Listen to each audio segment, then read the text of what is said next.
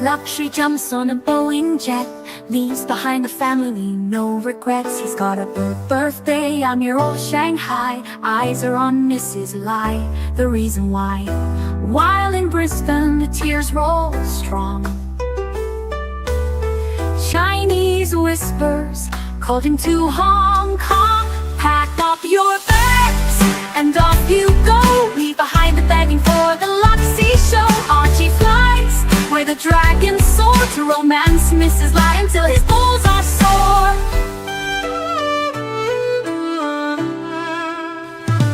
Archie's chasing dreams in the mystic land. Mrs. Lai brings coffee to his hand. Family's calls echo on the phone. He's miles away, lost but he's not alone. In old Shenzhen's glow, he likes to stray. With Mrs. Lai they bonk till the light of day. Pack up your bags and off you go. He's not showing up to New York watch show. Archie flies where the dragons soar to romance Mrs. Lai until his balls are sore. Though the tears roll down in Brisbane town, Archie's 3-inch dick flops all around. Celebrations in the neon night, forgetting home he's chasing new Asian delight. Pack up your bags and off you go. Leave the begging for the beach ball show. Archie flies where the dragons soar to romance Mrs. Lai until his balls are sore. Weeks later, Archie leaves his playground. Comes back home, he's Brisbane bound. Comes up with stories that he's going bust. Has to fool the punters to gain their trust. Pack up your bags and off you go. Leave the begging for the beach ball show. Archie flies where the dragons soar to romance Mrs. Lai until his balls are sore. Archie spent the punter's money, he's in a fix. Spins a story that he can't eat bricks.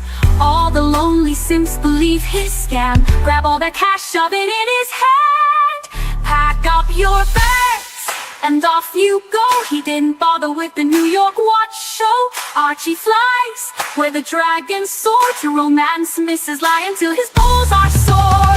Comes on streams, he cries poor again. His mate Tan gives him $5 grand, maybe 10. Archie thinks he's a big swing dick, cause the punters fall for his gypsy shtick. Pack up your bags and off you go. Didn't bother with the New York watch show. Archie flies where the dragons soar to romance Mrs. Lai until his balls are sore. Hello, hello, hello, hello. How are you guys all going today? How's it going? We have so much stuff going on. I'm back in the garage. Let's see if we can get some good memories happening. What's going on here? You know, guys, life is not always easy. Life is not always easy, but we always try our best to get the best for the punters. We want to get the best for the punters. We want to do our best. It's always about doing our best. Our best, sometimes our best. Sometimes our best is not good enough. So what's going on, guys? So what's happening? I'm back. I'm talking to you. Everything is beautiful today. It is beautiful, and I am happy. I've done the best I can do. We always got to try. We may not always achieve 10s, but we try. On the Archie Luxury channel here, we give everything a good squirt. That's definitely what we do. We try and we do the best we can. Guys, what's happening? You tell me what's going on. I've had Marcelo. See, Marcelo, I was catfished with him. You know what? If his business is really doing badly, and I mean, hey, it could. The economic times are not They're not really what I would say are fantastic for business, but I just suspect this could all be bullshit. To be honest with you, I've had a few economic times myself. Instead of bitching about it, I've gone out there and I sold off half my collection. Did I want to do it? Did I really want to do that? No fucking way in the world. I didn't want to do that, but I did it. Speaking of greatness, we have the greatest dog trainer. Hello, Mr. Goldberg. Hello there. What's going on here? Back in How are you today? The garage, I see. Hope all is well with the punters. Gentlemen. Back in the garage. What's going on? Talk to me, please. Well, I'm talking to the fellows in the Peanut Gallery. Glad to see all you guys. For you, Archibald, I have a special watch. Holy fuck! You know what? I got to tell you something, Mark. Yes, tell me. I'm thinking, I don't want people to get the wrong idea. You want one? I'm thinking of becoming a 3 gold plus the Speedy Man. 3 gold plus the Speedy Man. You've got 3 gold Breguets. You have a Speedy. What else do you have? Oh no! What I'm thinking of doing is getting rid of some pieces. The paddock. Ooh, what's happening? I am thinking of. I tell you what I'm thinking of doing. Right? I know this is just super duper chat from Rusty, who wants to join us. Who wants to join us? Rusty. Rusty, can I join you? Betcha. Rusty can join anytime he wants. Let's post the link. Get the link there. Pinch the link. I'm actually thinking of paddock, 1 Breguet, 1 yellow gold sub, exactly like yours. Yes, the 40mm sweet spot with the gold writing. Yeah. I think that is the sweet spot. I mean, I like the 41, but I like the 4. I mean, personally, the price of this is a good price. Plus, look at the clasp; it doesn't fill your whole wrist up. Whereas on the 41, it's a much longer clasp. Maybe that's the 3 pieces is all you need for happiness. What do you think, Marky? This thing is like $4,000 or $5,000 cheaper than the 41, and they're indistinguishable, really. Yeah. Just a thought. Very good point. Maybe Rusty can advise us. Mark, what's going on in your world? Tell me what's happening with the monks and everything like that. Please fill me in. Well, let's let Rusty in here and we'll hey guys, how's it going? Rusty. Hey, it's fantastic. What's going on with the website? Tell me this. Oh, it's all exciting stuff, Archie. I've added 2 cool new features just for you. 2. So yes, do tell. So if you say by the dealer rather than the watch, if you type in the name of the dealer, then write and then Amiga, it will just find results for that dealer for that particular watch. Oh, that's a good idea. And can I show you quickly? Yes. Let's bring it up. Let me share the correct screen. Crack on. There we go. Can you see that? Yes. Hang on. There we go. There we go. It's there. Cool. So here, if you type in Rolex 226570 or 216570, then you can see the results from either. So you can see basically 2 different results if you prefer, or you could type in David SW and Amiga, and then it just finds the Amigas from David SW. Now, your site, it actually is only price drops in the last 24 hours. Is that correct? Well, when you do a search, it should now show things that are more than 20 years old, 20 years, that are more than 24 hours old. So what I've done here, I've put these little dates at the top. So it says like 4th of March, but if you don't enter anything, it will just say new or drop. So I am now showing older results because, hey, that's what people are demanding. Now, Russell, have you considered allowing the site user to set the parameters of the age of the listing in case they want to look back 48 hours. Well, that is a good point. Sorry, do you mean the age of the watch or how long it's been listed for? How long it's been listed for? Oh, yeah, you can do that. Yes, if you type in newest, it will show it. And then if you scroll down, then you'll start seeing all the ones based on date. So obviously, if you look for Rolex, well, there'll be hundreds of Rolexes a day, right? Let's do Glashütte. So as you go down, you'll see start getting 15th of June. Okay. There was quite a lot on that day. Every day is a Rolex day. I think we've discovered a bug. No, we haven't. No, sorry. Well, there you go. Look, 6th of June, 5th of June, 9th of June. So that's pretty cool. But the reason I came on, Archie, is because of your title. Should I concentrate on 3 gold stunners? Well, I've been to Harrods and I have seen the new Breguet 2075. Oh, the new Breguet. Fuck. Can I just check? I think I might have put my Breguet down the garbage dispute. Let me just double check. How do you put a Breguet down the garbage disposal? How does that even happen? Somebody's going to super chat in a minute. It's where it belongs. You know what? That's a good idea. Give them a good idea. That is a good idea. Yeah, exactly. Down the garbage chute. What's your personal favorite? If you had to pick one brand for yourself, Rusty, what would it be?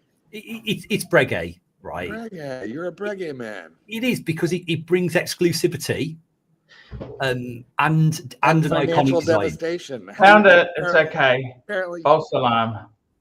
You know, we've while you were gone, we discovered that Rusty loves 2 things in watches. He loves Breguet and he loves depreciation. No. You see, because I buy used. I took the advice of the Pontiff, and I always buy used. I understand. But I actually think that Archie may have moved the Breguet market, because certainly in the UK, there's been a couple of rose gold 21s listed, actually at 13,000, which is about 15 US. Archie moves the needle. He moves the needle. I think he just may have. Wow, that's incredible news. Yeah, so Subdial had one, and they actually sold it today, a Type 21 rose gold, and they at 13,000 they asked for it. Pounds. Yeah, so what, 15 US, 16 US? I got to tell you, man, there are some Rusty's itself is the tool that I always use. How have you found it? What's the traffic like? Tell me what's happening. It's been picking up. So every day I get a few more people visiting than the previous day, than the previous day, than the previous day, which is really, really cool. But it means I have to keep fixing things, and I come across problems and weird things people do that I have to make work. Always see problems. Let me tell you something about problems, okay? I want to talk to you about problems. One of the biggest problems I have is deciding which Breguet I should wear, you know? How about which one to sell? I think today I might wear the Traditional, okay, Marky? I do like that. I can tell you the order in which I like them. Yes, sir. I prefer the one you're wearing. Oh, he likes the chronograph. I got to tell you, that's Marky. The best deal. Bang per buck. Don't tell anyone this yet, right? I'm thinking about the chronograph is something that me and Rusty have. It's a beautiful watch. I'm thinking about selling the other 2 Breguets and getting a solid gold sub. Yes. This is exactly what you should do. Precisely. I mean, what do you think of that? It's what makes you happy, right? If that's going to make you happy, but don't do it because the community is trying to tell you. I mean, what's going to make nothing makes them happy. Let's be honest. Nothing except for salted caramel ice cream makes them happy. It's not a matter of happiness. It's a matter of feeding the beast of YouTube. And I feel like the gold sub will give you more credibility, as does this super chat right here. We got Rich Mitch, £2. Sell those shitters, man. Listen to Log Drainer. That would be moi. And yes, you should listen to me. I agree. I agree with this decision. bracelet looks amazing on your wrist, Mark. I mean, it won't make you happy. It will give you a temporary dopamine hit. But when you're low, you can just pull it out and you can say, I not only own a Rolex, I got a gold one. So you won't be happy, but you will be you will add at least an inch in girth to your manly bits. You know what I like about Breguet so much there is that all the cool people own the Breguets. Like Rusty's got one.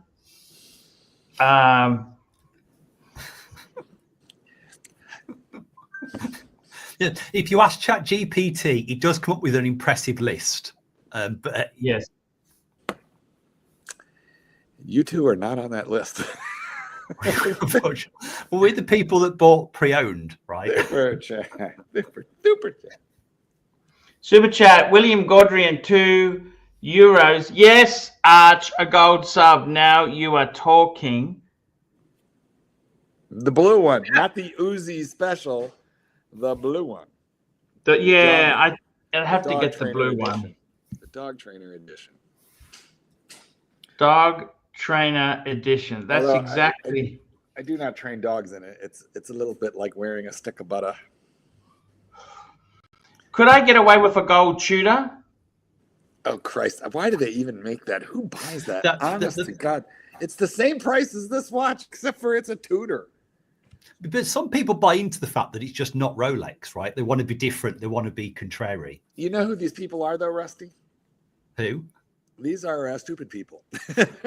there is that. I can't just be mega resell value there. It's either that or it's people who are just angry at their money. They're like, I'm going to punish you and I'm going to blow you on a gold Tudor when I could purchase, and it's on a fucking strap. Yeah, it's on a strap. It's not even. This is a freaking gold bracelet. Anyway, gold Tudor. It's ludicrous. it is. Rusty, how are you going to capitalize and get some return on your investment? What are you going to do?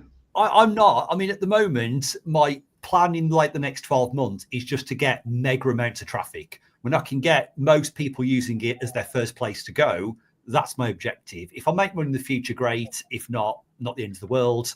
But I'm not fixated on making money. I'm fixated on making it a success. You know what, Rusty? You and Breguet have the exact same business plan. I've actually, when I was saying that, I thought I'm setting myself up here. Yes. Sorry. It's a worthy effort. Indeed, it is a. When did you first hear about Breguet, Rusty? It was from you, Archie. Back in the days of the Archie 5, you did that review on the Type 20, the steel one you had, and you slagged off the box. Because the box end with the little glass cover kept falling out. Yes. Super chat. Yes, Super that's right. Yes. But that's it basically. And the coin edge casing, that did it for me. I do like that coin edge. I do. Super chat. William Gaudrian, €2. Show Mark my Rolex museum, big boy. Yes. This guy here is nuts. I don't know. You know, it takes many people to make the world. Mm-hmm. This guy collects. You know what he collects, Marky? I don't know. Apparently Rolex memorabilia, but that's cool. Swag, all the little bits. Swag, and you should see it's a lot of shit. Let's have a look. Yeah, I want an opinion on my keychain. Hang on, I'm gonna get it. I'll be right back. Rusty, tell me this. How is your Breguet going, by the way? Can I ask you that? I mean, it's a very, very accurate watch. Considering I don't think it's been serviced for a good 5 years, it's within a second and a half, 2 seconds a day. That's pretty cool. And don't you find that when you wind it, it's like really satisfying? It has a feel of quality and premium to it. Yes, it does have premium squeeze quality. I will give you that. It does leave indentations in my fingers when I press the chronograph. Holy fuck! What is that? I mean, this is a keychain. You know, I got it on the Lincoln. But this is and it's thick and it's heavy. How did you get that? Well, I don't know. I was at the AD and to pick up a watch, and you know, they usually give me a hat, a pen, you know, something nice. They're very nice to me. And he says, I've got something good for you this time. And I'm like, oh, cool. What is it? And he gave me this. And I was like, wow, I love it. and I pledged to use it. But I very quickly looked it up on eBay and found a couple for sale for like $300. Now mine is all scratched up because I use it. But I'm actually really happy you use it. That's look, nothing worse than it's a trip lock. I wouldn't have sold it anyway. I'm just I thought it was such a unique piece, but it's big, it's heavy, and apparently it's collectible. I don't know. Yeah, I gotta tell you, I'm seriously considering. The big problem is the watch market is very, very difficult. Okay, I will tell you, I've tried to sell a few things. By the way, I may be able to get the Zenith Open Heart back. Why would you do that? That's like putting your finger. It was very cheap. I sold it very, very, very cheap. Yes, good. It's buy thing back is, cheaper. The Zenith is it's a true nerd's watch. You have to really know about watches to get why that's a cool watch. I mean, I get it because of the movement, but I mean, if you sold it cheap, then buy it back cheaper. At least make money on your humiliation. It's that. So I actually used to own a Tag Heuer. It was quite a high end one, and it had that Zenith movement when it first started coming back, sort of like 15, 20 years ago. Yes. So you got rid of it to get the Breguet, but didn't you? Say again, sorry. You sold that to get the Breguet, didn't you? Oh no, this is going back a long time ago. This is going back like 15 years when I had the Tag Heuer. I quickly elevated beyond the world of Tag. I have finally figured out what that Zenith watch is to you, Archie. What's that? It's your herpes watch. Oh. Every time you get rid of it, it comes back again. Yes. I don't mind it. Super chat. SR Bell, $5. Mark, how long is your boyfriend's refractory period after he blows I mean, a huge it's load? Very quick, very, very fast. Shockingly quick. Like I'm a gentleman of a certain age. He's younger. So let's just say the blush of youth. Youth is wasted on the young, don't you think, guys? Yes, I totally, Marky. Youth is wasted on the young. If only we knew, if we knew when we were 30 what it would like to be 50, we would have enjoyed 30 more, I think. I think we were too desperate trying to establish a career or a job or get a house and have children. Oh my God. And pay for everything. And I don't know about you, but I spent my 30s in alternating between acquisition phase and like fear of failure. Yeah, 40s actually started to feel really good. Yeah, because you're kind of established a bit by then. You're coming into your power. Kind of peaks at 50. Or it's supposed to.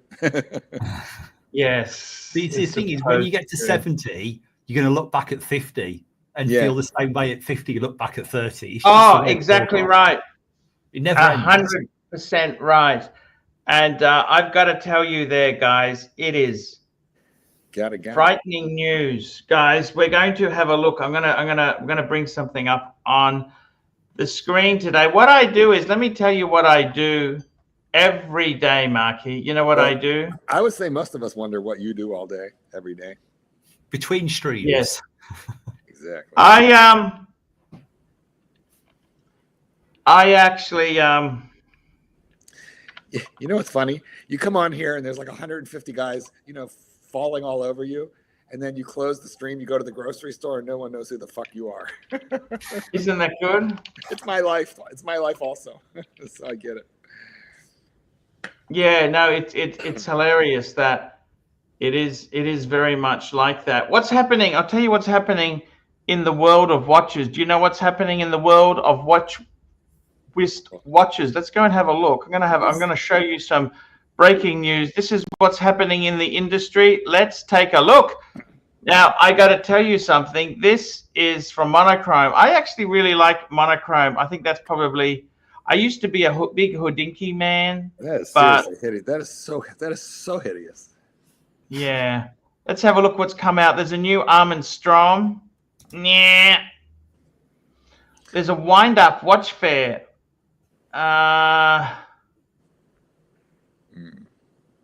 there's also, what's this here? This is a singular Lobner sled. Sludge. Fuck, there's some. Is there anything exciting? Seriously, I'm just saying to you, anything here really floats your boat that's come out? The only people doing an exciting thing are watches are the micro brands. I mean, Rolex will put out like a new dial color, and it's the bee's knees. But I mean, Vacheron's got something interesting here. They've got an impressive. It's the Vache. Look at that. That's fucking gorgeous. Look, this is who's gonna buy it? Like, let's get real. What does that thing cost? Okay, so it's a minute repeater. You can see that thingy there, the dongy. Yeah, it's like $500,000. And I mean, for that look, you can get a nice Breguet for the available on request. Yeah, it would be incredibly expensive. Small seconds on tourbillon, minute repeater. Holy fuck. What is that thing? What is that? What do you think of that? Is that impressive? Is that the be all and end all? What do you think, Rusty? It's technically impressive, but there's just something about the design that just feels awkward. Super chat. Yeah. SR Bell, $2. Mark, how many inches until it starts to hurt? The tip, I mean, 0. The idea hurts. Just the very bloody idea. I mean, guys, let's talk men's health. Go to the doctor. Pick a female doctor and interview her by looking at the size of her hands. And you want the teeniest little tiny Asian woman doctor that you can humanly find. That's what I did, and it is working out. I've got to tell you, seriously, these sort of watches here, I don't know if I even want this. I mean, seriously, I mean, it's an amazing Vache. I don't know if I even, it's just too complicated for me. I can't afford it either. I mean, it would be scary to walk out of the house wearing $500,000, $1 million on your wrists. It's crazy. But then I don't think anybody would actually know. That it's not like a Richard Mille where it's a really distinctive design. Well, you know what? You're right. But have you ever, you know how we walk paranoid through doorways to begin with? Like, I walk through a doorway like this. So I had an interesting theory about that. So when you're walking through a big city and you're worried about being mugged, if you're a mugger, what you should really do is look at people who are trying to protect their watch when they go through a door, because they're the people that actually probably have high-end watches on. This is a good point. So basically, when you go through a door, don't care. Good point. Rusty, what's happening with your collection? What are you buying next? Tell me what you're buying next. Well, you won't like it, right? But I really like Glashütte. Oh, I have one. Yep. They do one called the Senator, which is very much Breguet-like, really classic white dial Roman numerals. But they do one that's got 3 really cool features. It's got a 100-hour power reserve. It has a big date that changes exactly at 12. And both date discs are on the same plane, so there's no boxes around them. Yeah, the panorama CQ date has 2 of those 3 features. Type in Glashütte Senator, panorama. The panorama, the panorama CQ date. Because even the Lange doesn't have both date discs on the same level, so you end up with those black boxes round to try and hide the difference. Yeah, no, that's true. The Glashütte has the 2 date wheels because each number is so big it needs its own date wheel. Yeah. Can I show you something just very quickly? I want to bring something out. I did some homework. I want to show you guys something. Look how proud he is. This was an advertisement for a Breguet. I just want you to read the first paragraph, if you don't mind, Mark. I'll be happy to. Breguet, the inventor of the tourbillon, automatic movements, and the Breguet overcoil, to name a few, needs no introduction. The brand, established in 1775, has provided timepieces for Napoleon, King George III, Queen Victoria, Ettore Bugatti, Archie Luxury and Winston Churchill.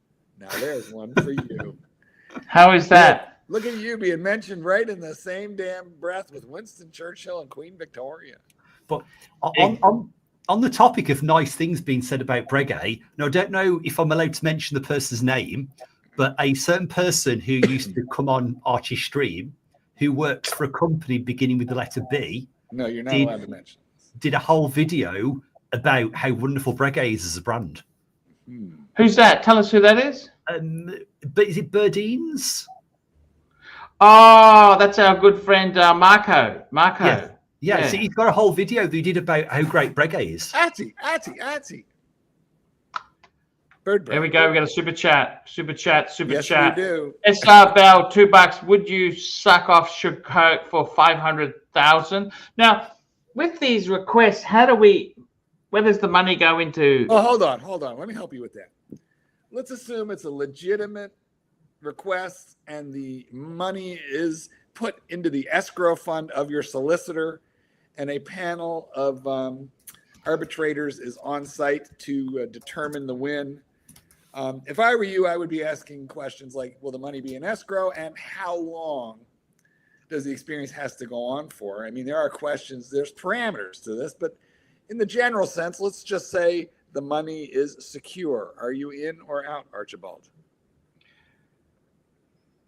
I'm out. Well, then it's worth noting that the person who's offering you 500,000 only super chatted $2. It is an interesting point. Yeah. Yeah. I mean, would you do that? Would you degrade yourself for money? Yeah.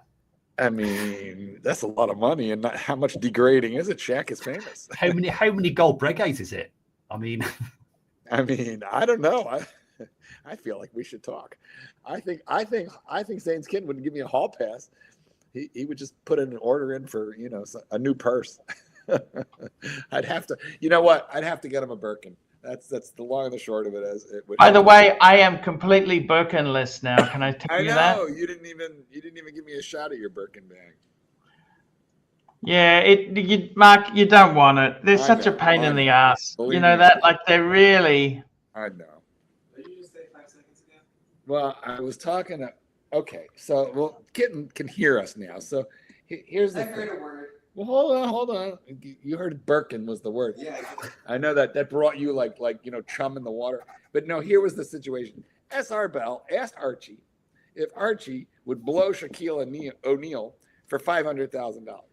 And Archie said, he says, Mark, would you degrade yourself for $500,000? He goes, I wouldn't. And I said, well, Satan's Kitten would insist that I do it.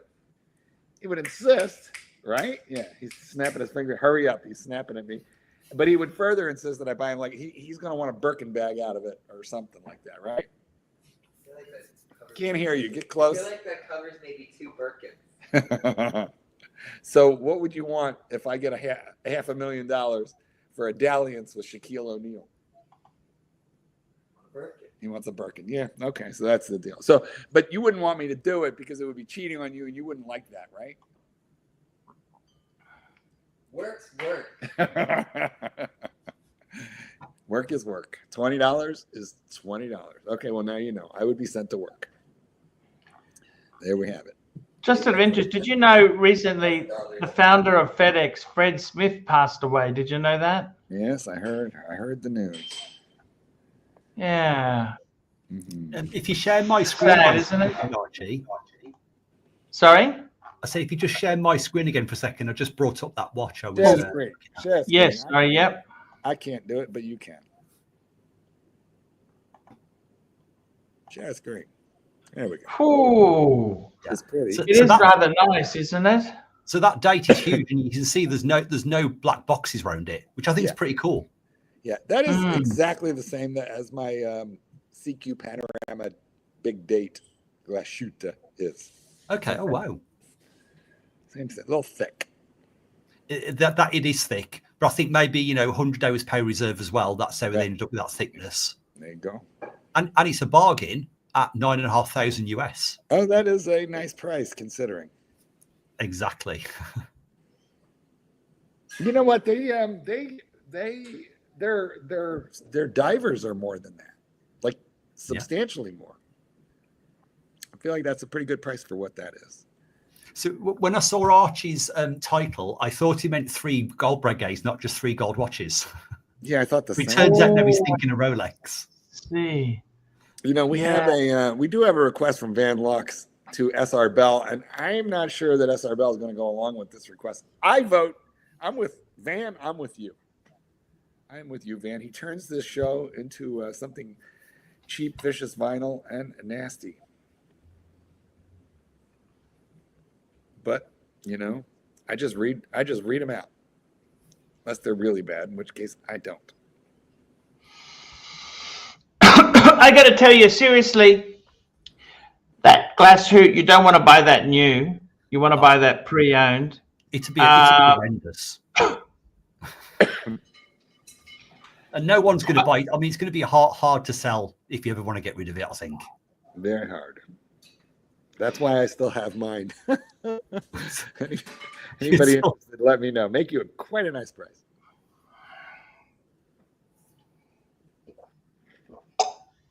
Tell me this, Rusty. Have you been tempted to sell your Breguet at all? No, not at all. I mean, the reality is that I wanted a solid gold piece, and I wanted a sports watch. And like, what else are you going to get for 10, 11,000 that's going to be a gold? I mean, that is still a lot of money. You can buy a decent car in the UK for that, can't you? Decent second-hand car.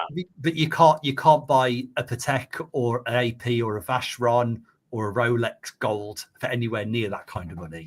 Not a big size, modern size. You know what I mean? Oh, definitely. Not. And no, so I'm not selling it. Unless for 500,000, I would. Well, you'd have to meet Shaquille O'Neal to get that kind of money. Oh, well, there is that, unfortunately. Are you into cars, Rusty? I used to be, but there's such a. I mean, if you think Breguets depreciate, then cars are in a whole different ballpark. What sort of cars did you have before? I had an Audi TT when they first came out.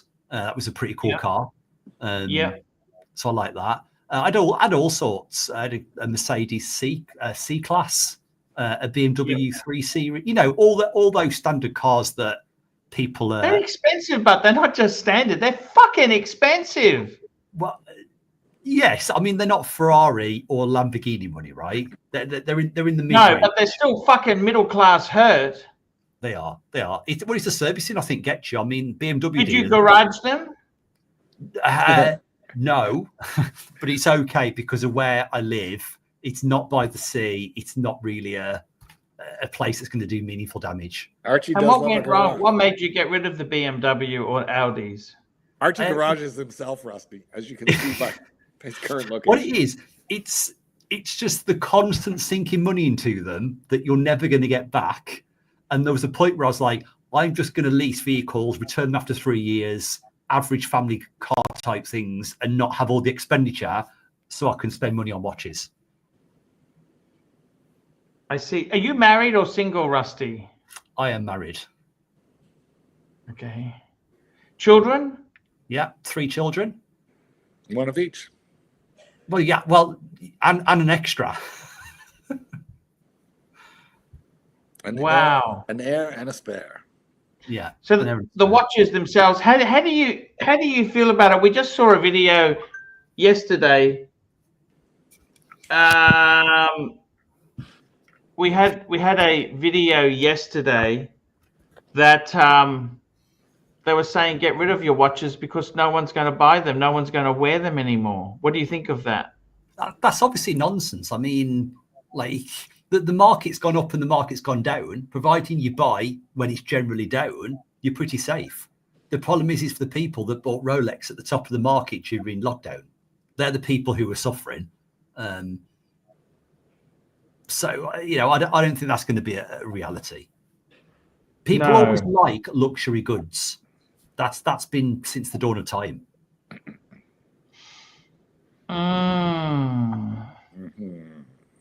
But who knows? What makes you think this Glashütte? What do you like about it? Is it the moon phase? Actually, I don't mind. It's not the moon phase. It's the date disc. It's not a lazy date disc, right? Some other manufacturers are charging much more money, and they have 2 different levels. So that, Yep. like, technically, they've gone further than some other manufacturers. And then the finishing on it's spot on as well. I mean, there's not a photograph of the back that you can clearly see. Oh, yeah, you can. You've got a gold rotor, hand finishing, and at the price. I mean, I'm a bargain hunter, right? I'm looking for a good deal. Yeah. Have you ever stayed at Butlins, by the way? Yes, yeah, as a child. What did you think of it? Well, I was so young that obviously I thought it was great, right? Because you say to like a 9-year-old, hey, you can go on all these rides and play for a week. But clearly it would have been the most manky, disgusting, horrid place. We don't know what that is. Oh, Butlins, they had these things. They were holiday camps where they would give you accommodation, often by the seaside. Yeah. And they often had arranged. It was kind of like a cross between a holiday and a cruise. I see. Okay. Like a camp. And you have a cabin, and then you have foods is included. Really? They were kind of, that's how the English did holidays. They went to a Butlins camp and holiday for the tradies. Yeah, I mean, it was a very popular thing. It was very popular before people could afford to go on holidays. Before that was like on a plane, you would drive to a holiday centre which had all the things you needed in one place, like a mini town. But they got run down very rapidly. And they were, not pleasant places by the end. Understand. Speaking of rundown, we have a super chat. Super chat. William Gaudrian, €2. Show my 2 Rolexes too. Mark, is it enough for me? It is enough for me. Just Well, how gonna can you have all find that them. Rolex memorabilia and only 2 Rollies? No, it's not enough, but happy to have a look. I'm just going to find it. One moment. How do you stop with 2? Like, 2 is not a good number. You need 3. Even, the Father, the Son, and the Holy Ghost. Everything No, good. no. But you need 3. You need a watch box for 3. Then you need 1 on the wrist. So you need 4. Oh, then you have an even number, and then you got to go up to 5. And then you get to the Archie 5. Then you got a box of 6, and you need 1 to fill the box. I just don't understand how anybody owns multiple Rolex cases filled with every kind of Rolex gear, swag, memorabilia, tchotchkes, and doesn't want 3 Rollies, just wants 2. How's that happen? Mike the Snake taking a little bit of pipe here in the comments. I feel like Mike is watching us at all times. There's no way he's not watching us. No way. Mike, you miss us. Somebody Come back at suggested your earliest convenience and defend yourself from these comments. in the chat, somebody suggested that I'm in fact Lux in disguise. I don't know if that's a compliment or an insult. You are far skinnier. You are far too skinny to be Lux. I've never seen him. Nobody has ever seen him. Is that true? It is true. It could be a child. I mean, No, he could not. You know who else, needs to put in appearances? Where's Terry? Speaking of Harrods, Terry used to work at Harrods. Terry Bolton. Calling Terry Bolton. What happened is Terry broke a 7-year dry spell. He got laid, and then we haven't seen him since. He called to report this information. He was very happy, and now we haven't seen him ever since that happy day. That happened to you once too. Yeah. It was not a 7-year dry spell. That I can assure you. I had to work you into my busy schedule. Then you didn't leave. Here we go. This is the watches that William Gaudrian has got a day date. Oh, the ombre. That's a No, very it's special- kind of yeah. It's It's a 36 special- but That's a special dial. and the other watch he has, which Also, I it's- think is I think it takes big balls to buy a white gold day date because it doesn't. The money is stealthy. It's stealthy, wealthy compared to yellow gold. yeah. And then the second piece he's got is a Pepsi. He's got a Pepsi on a Jubilee. Here you go. Look at this. Yeah, I have that one. Well, William Gaudry and we got the same deal. I love the brass knuckles. And I think, honestly, how many do you need? That's enough, isn't it? Is that enough watches? No, it's not enough. You need 3. Now, he's got a GMT. He's got, the dress sports watch, right? He needs a diver. That's it. He needs a sub, a gold sub, a two-tone Well, sub. you could say the Pepsi's a diver because it's waterproof. Yeah. But it's big. It's bezel. It's not a dive bezel. It's a pain in the ass to use it for diving. You need a diver.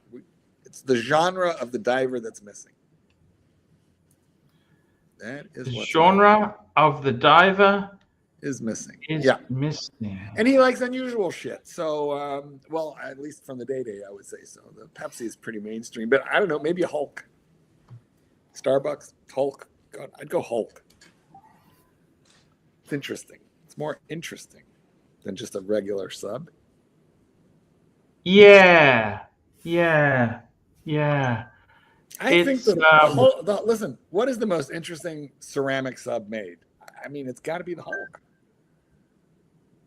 I think what's funny about it is how at first nobody wanted to buy it, and then it catches on. Well, I didn't you do a review on Mark Vlog's watches about it? Bunches of them. Ages and ages ago, I remember. I did, and listen, people were buying the Hulk at the AD for the first 2 to 3 years at a discount. They couldn't sell them. Yes. They could not sell them. They were selling for like $7,500. You mean like Breguet's? Also, that's a steep discount. But guys, if you see something from Rolex that's new and weird and you don't like it, you should instantaneously order it. If you at least like the genre of the watch, because those are the ones that blow up, the weird stuff.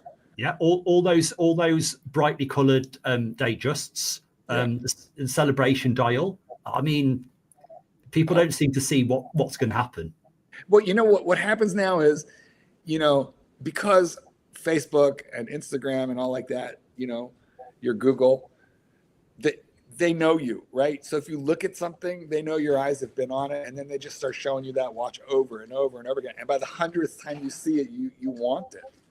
Yeah. You need an ad block. Yeah, that's it. I got to tell you something, Mark. Happiness is being content with what you have. You know what I mean? Which none of us ever experience ever. Listen, you know what? Donald Trump he was banging Melania and he got bored and he went to Stormy Daniels. Now, I mean, if you look at Melania and you look at Stormy Daniels, that one is primo quality and the other is kind of like a factory second. Factory second. Is this another analogy for Archie moving from Breguet back to Rolex? Yeah, a little bit. I mean, behind every gorgeous woman is a dude who is tired of banging her. Yeah, that's the thing. We are not built for happiness. We're not built for happiness. No, we're built for constant conquest. And here's how I solve that problem. I put half my watches away in the safe for like months at a time. And then I stumble across them or I go get them or I see a picture and I miss them. And if it's been 6 or 8 months, then I'll go fish it out of the safe. It's a good idea, I think. But you have to constantly rotate your shit there. You have to deny access. Yeah. And rotate straps as well. I think that gives you a short-term hit. I wish I could do that but it's a good idea, and I agree with you. The problem is I hate straps. I only like bracelets, so that doesn't work for me. But it is a good point. Yeah, I mean, I put my Breguet on an ISO frame.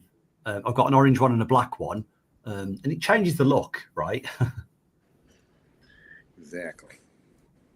Yes. I would tend to agree with you.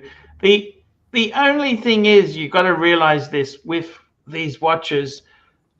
What I find is changing straps and changing it. Rolex doesn't want you to do that. In fact, they've made it hard to do now, Mark.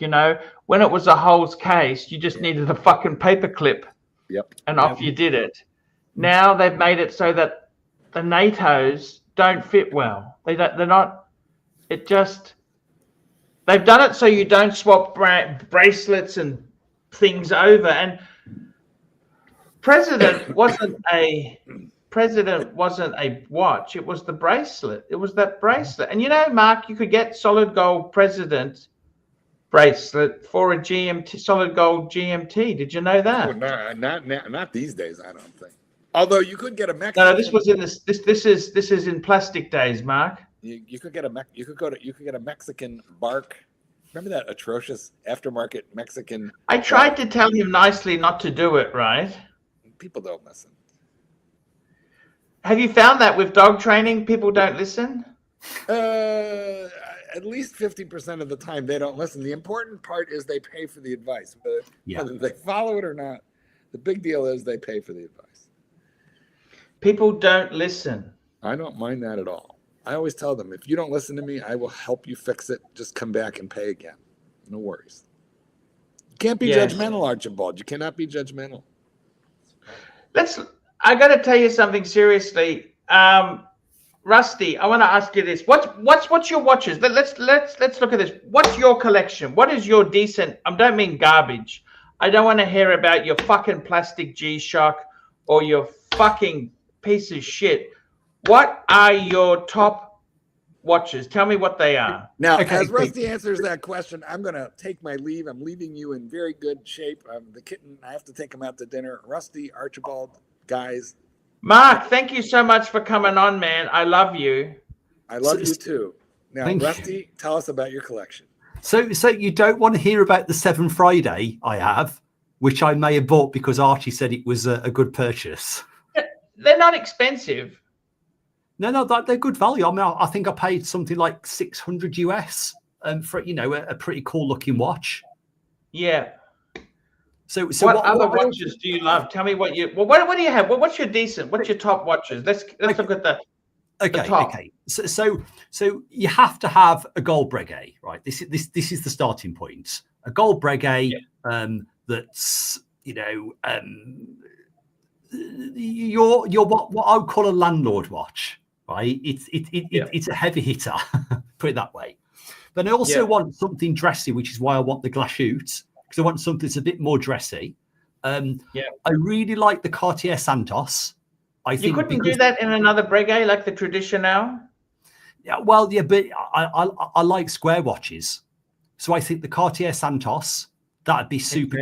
Okay. I think the latest version with what they've done with the lines on the case is really, really cool. But I also like Frank Muller as well, which aren't to everybody's cup of tea. But again, he does that one with where the entire case is curved and the entire glass is curved. And I think that's like a really like Richard Mille type out there watch, which I think, would be pretty cool. So what are your top watches? You've got the Breguet. What's the next most? Let's look at this. The most expensive is your Breguet, correct? Yes, yeah. What's underneath the Breguet? Next most expensive? So that would be the 7 Friday. Okay, we'll stop there. No, it would be the Frank Muller actually, and then under that the Santos, and then under that the 7 Friday. Oh, so you've got a Santos? Yeah, I've got a Santos. Yeah, the white dial. Is it the extra large one, XL? They don't do an extra large anymore. They do a small, medium, and a large. So it's the large one. It's 40 millimeter, but it's much thinner than what the XL one used to be. Yeah, and that's beautiful. A really cool watch. It's also it's. I want to ask you this: what do you see as the future in your collection? Like, how many do you want to get to a point? Like, I'm actually trying to work out what I want in my own collection. I want to be one watch, right? My ambition is to be one watch because then I can carry it everywhere. I don't need a watch box. I'm not worried about storing other watches. So I really want to be a one watch guy, but there's only so long I can look at one watch. So I'm always trying to think, what can I get rid of? What can I consolidate down to? When you bought the Breguet a number of years ago. Yeah, a couple of years ago, yeah. Have you met anyone who knows what the fuck a Breguet is? Yes, I have. Bizarrely, the day I bought it, I went into the to get a Chinese takeaway, and the person knew what it was behind the counter.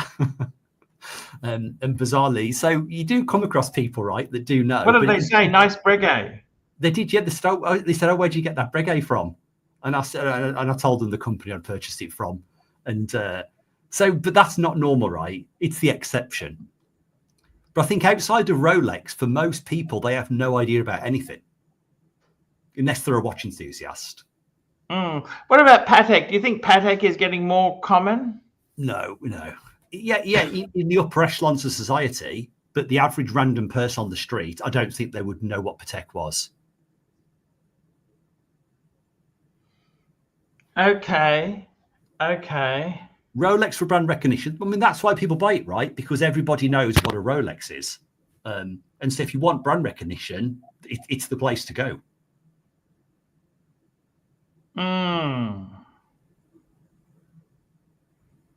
That's a good point. But I'm not really into that. I don't want to go into a room and people know I'm wearing an expensive watch. I'm not. It doesn't really do it for me. I just want to know. I just want to know myself that I have a good watch, not that other people think I have one. So that's why I'm not really a Rolex person.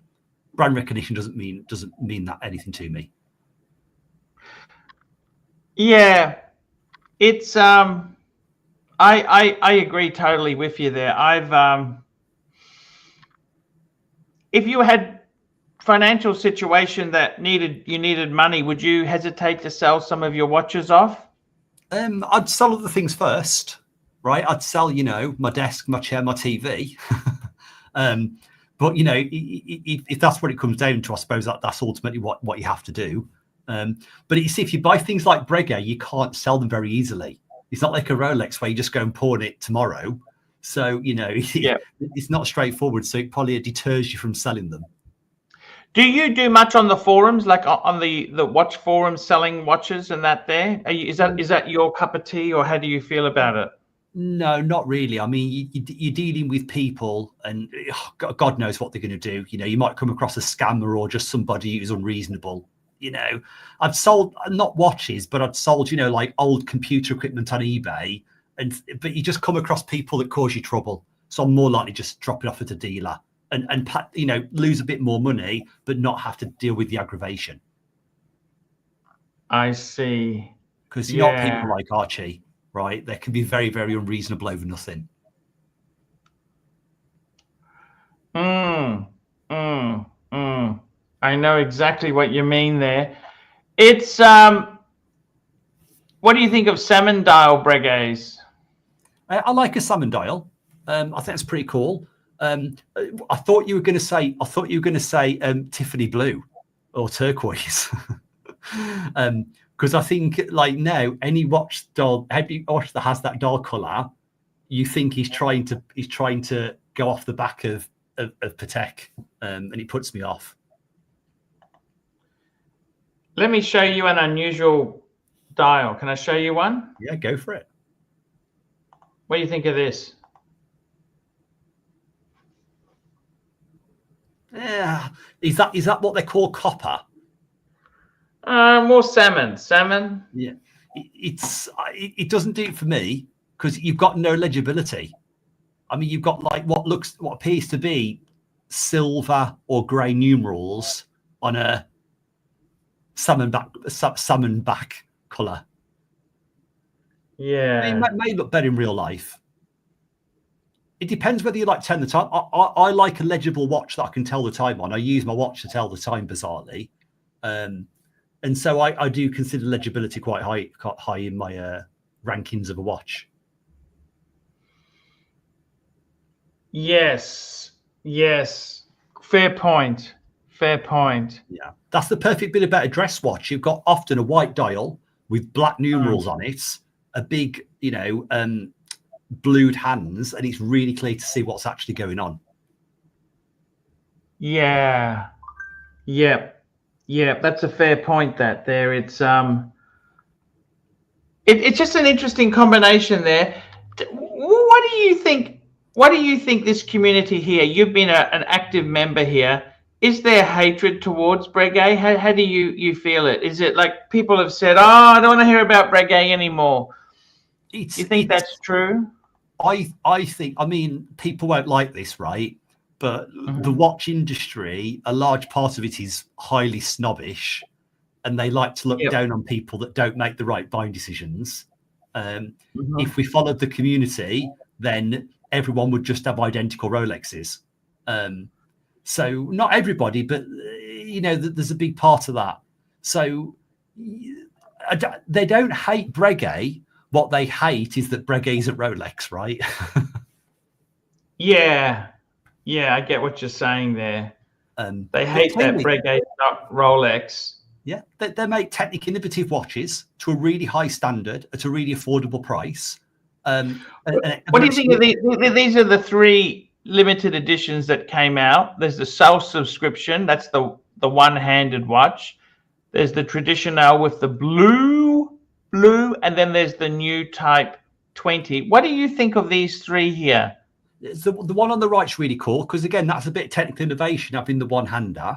I like what they did with the blue. You know, Meistersinger does that. Meistersinger, don't they?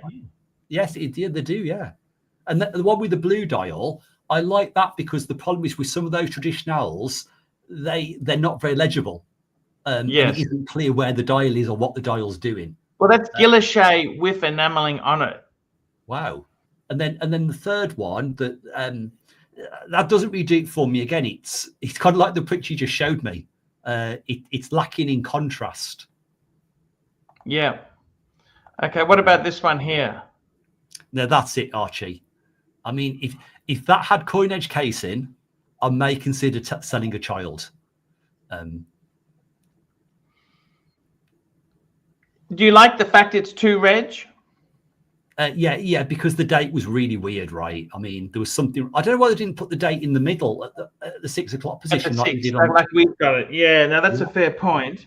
Yeah. It's huge money. This is 34,000 pounds. It's a lot. I mean, and it's not that big either. Like on your wrist, it may look a little bit small. No, that's exactly it. It is smaller than the ones we've got. It's 38.3 mil, and it's using 19 mil width, 19 mil between the spring bars. It's 19 fucking mil. 19. Oh, that's so small, isn't it? It is. It's even smaller than that Glashütte I was showing. Which one did you see at the store? Tell me which one you saw at the store. It was a 2075. 2075 black, solid gold one. Yes. Well, they only do the 2075 in solid gold. Yeah. That is it. That's the mega one. I mean, and were you wearing your Type 21 when you went in? I was, but there was only one person there, and they actually had a customer, which is staggering for Breguet. Because normally, if you go to a Breguet, you're definitely going to have somebody to serve you. And I was pushed for time, so I never actually had a chance to try it on. But I saw it, Archie, with my own eyes in person. And what did they say to you? They didn't. They were just serving some of the customer that was. I think they were trying to buy some strap. I don't know exactly. But I don't really like being harassed by salespeople anyway. So I'm more likely just to look and walk off than have a conversation. I know you're not like that. Is that Breguet in Bond Street? No, in Harrods. There's a Breguet impression in Harrods. I see. And obviously, there's a big difference between this price and what we paid. Oh, yeah. But it will be a very long time before we'll get that at discounted because they're only going to sell a few in the UK. And then the chance of one being for sale is pretty small. Yeah. What happened? You know, the Breguet that we've got, the Type 21, they were fucking expensive for a long time. What the fuck happened? Their final retail was 20,000 UK. So what? 24,000 US? That was their final retail price. When was that? That was, well, actually, bizarrely, Watches of Switzerland had one for sale until recently at 20,000. So like they hadn't shifted it in more than 2 years since they discontinued it. I see. you know, the fashion for watches, it went really big. I like oversized stuff. Yeah. Yeah. That's why I like the world time. Hey, I want to ask you, if you were me, would you get rid of the world time for a gold sub? No, because in my opinion, Patek is in a different league to Rolex. Oh yeah, no, it's a completely different style of watch. Don't you find when you hold a Rolex, it doesn't feel special like a Breguet does or a Patek does, and that the finishing just isn't quite there and the innovation isn't quite there. Of course, yes. And that's things. So I've owned some other. I mean, I got rid of them. Some other like lower end watches. I had a Bell and Ross, which I really loved the design of. The square one that's like a plain cockpit altimeter, but the finishing of it on it was just poor, and the clasp had like bits that weren't properly finished, and it just takes away from the experience. So that's why I like Breguet. That's why you like Breguet, fan. We've got some super chats coming in. Let's have a look. We got Gecko 9,700, $10. Thoughts on a full ceramic watches, eyeing on a used. He's looking at a used. See, you would have to buy this shit. You would have to fucking buy this shit. IW 326901. Let's have a look at this fucking thing. I'd be honest with you, I'm not a big fan of ceramic. I'm always paranoid about it cracking. But this is not, it's not ridiculous money. This is the Top Gun. They're a little bit small. Please, before you get too excited and say, yeah, I want it. These what size are these? 41, actually 41. That's not, actually 41's okay. 41's okay. The problem $4,000. You know what? For $4,000 US, I think it's good value. It's not bad at all. Fuck. That's actually fucking good buying. Okay. So let me give you an opinion on ceramic, right? The problem is that the word doesn't mean anything. So all a ceramic is any material that doesn't contain metal. So two watches that are both ceramic can actually be made out of completely different materials. And it isn't always clear what they're actually making it out of. I mean, Swatch call their watch bioceramic just because it doesn't contain metal. So is it a plastic watch? Is it some composite of multiple materials? Is it carbon fiber? It isn't really clear what they're actually making it out of. You must admit, I prefer ceramic to PVD. What do you think of PVD? Oh, 100%, because once that PVD comes off, you've basically had it. So ceramic is definitely superior. I mean, I like carbon fiber. There was a fantastic photo that was circulating about a perpetual calendar IWC or an AP where it actually had a crack in the corner, and there's no fixing that. Yeah, you're fucked basically. Well, I think the truth is actually you can fix carbon fiber. The issue is that the cost of fixing it would be more than just replacing the case anyway. Because to actually get this correct finish, I think it would be extremely expensive. So you know Panorama, how on their cases they have that Carbotech where they have multiple layers that they can press together.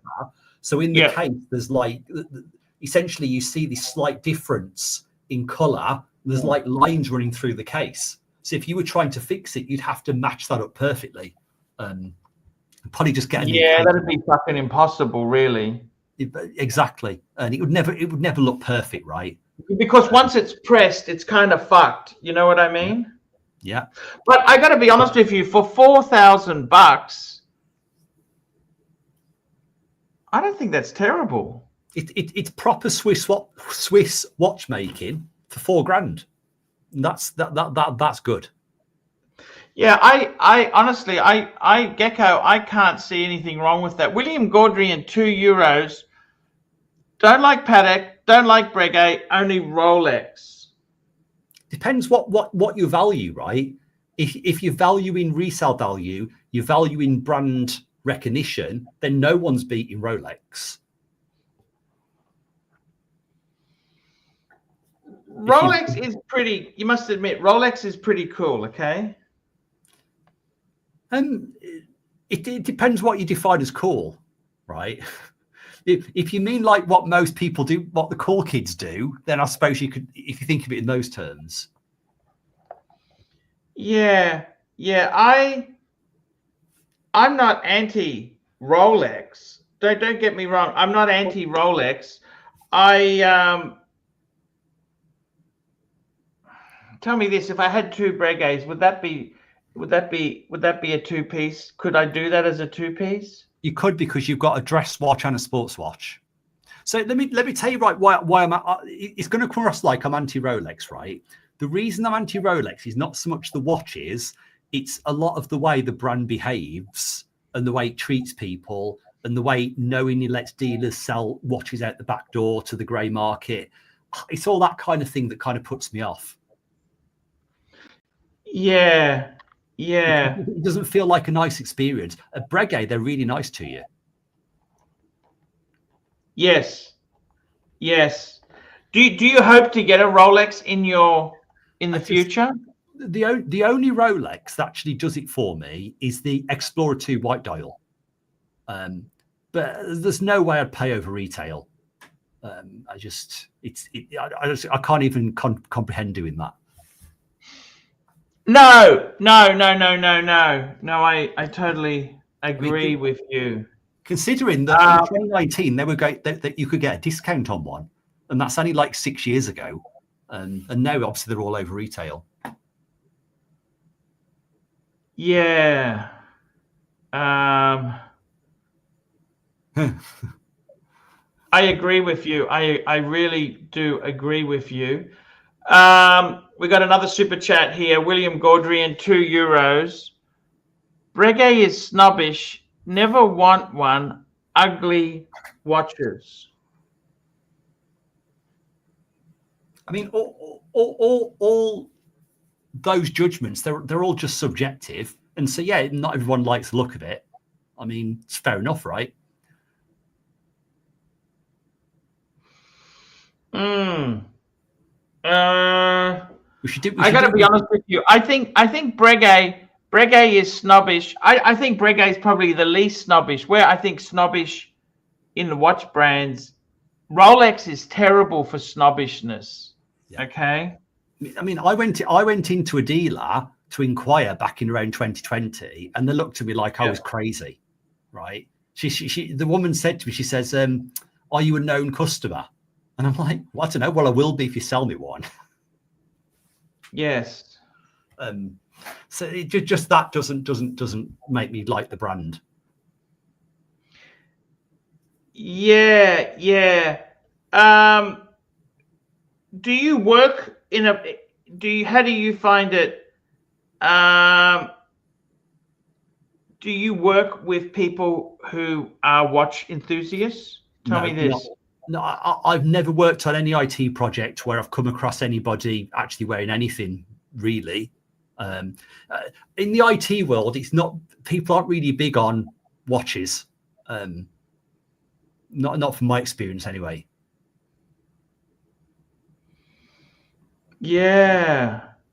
I'm sure if you worked in finance and those kind of places and banks, you'd probably come across it a lot more. That's a fair point, actually. You know, it's funny how you say that, because you can very easily come across in certain IT is an area where they seem not to it's the least presumptuous sort of. I think the thing is that the salaries aren't great, and a lot of IT things, the salaries used to be really good. They've come back a lot. And, you know, when people have less money, there's less money for expensive. They have different level of toys. We got Thomas Burnett, £5. AC3 with Rusty. Pick a 3 to 5 watch collection with 50,000 Aussie. What's that? £25,000. No Rolex, Omega, or Breguet allowed. Let's see what you'd both pick. 50,000.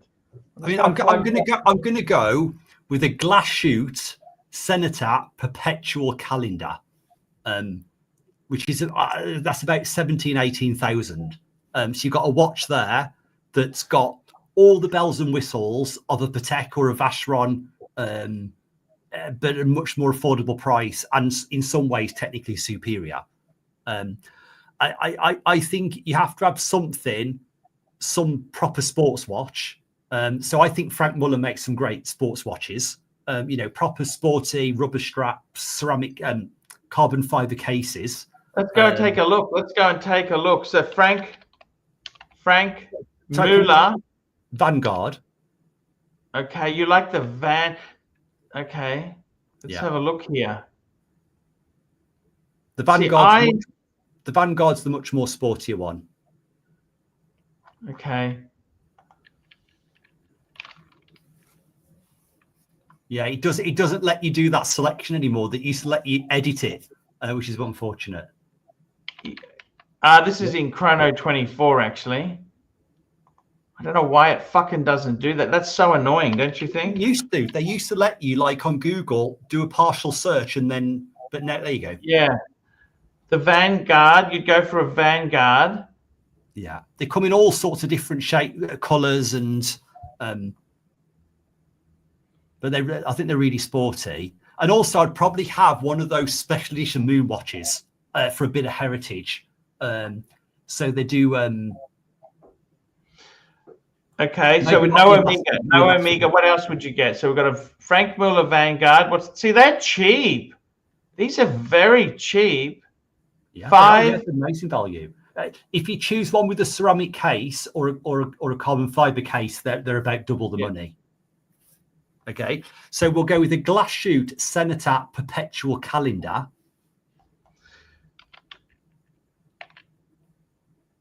Why isn't that coming up? Why is it not populating?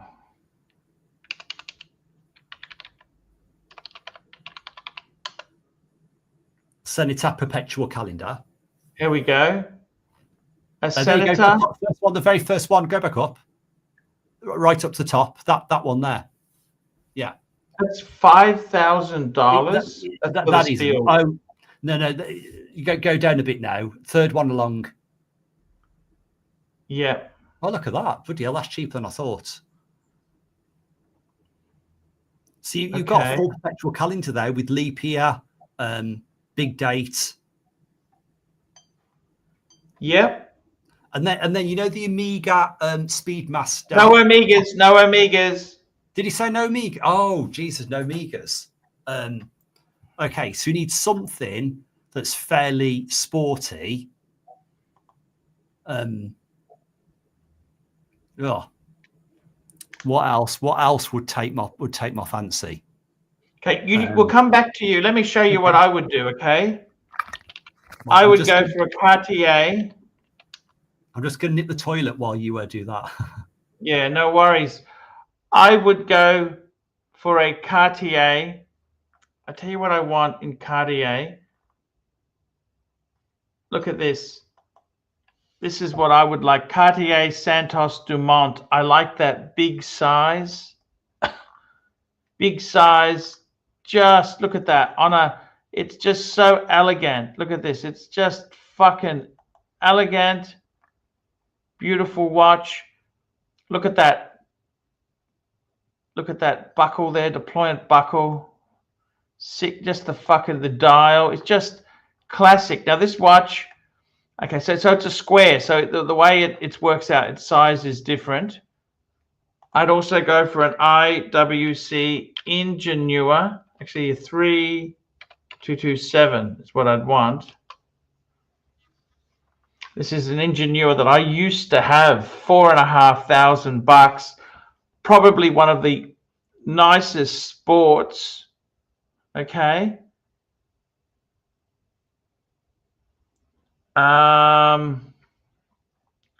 What else would I go for? So I got a Cartier, I got an IWC.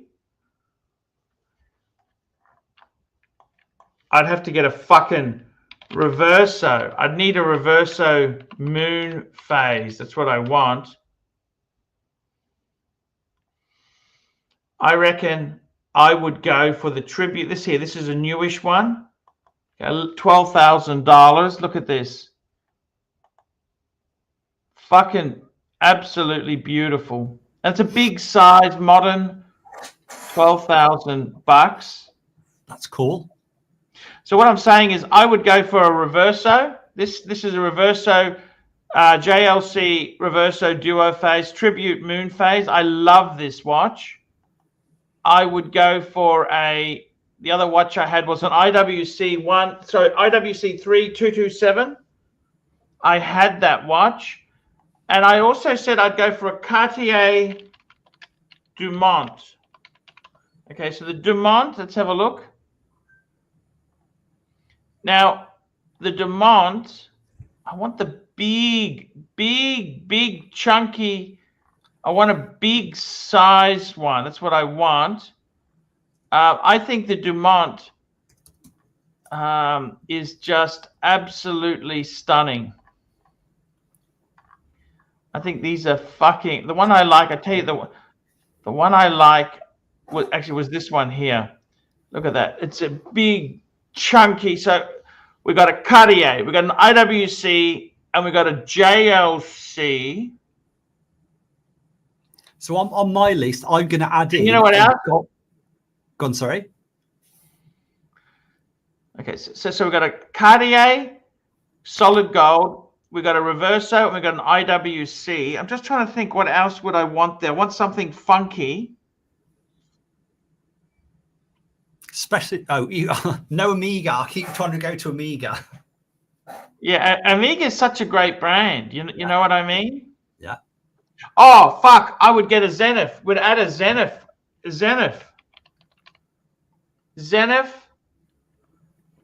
Chronomaster. I tell you what, I'd go in Zenith.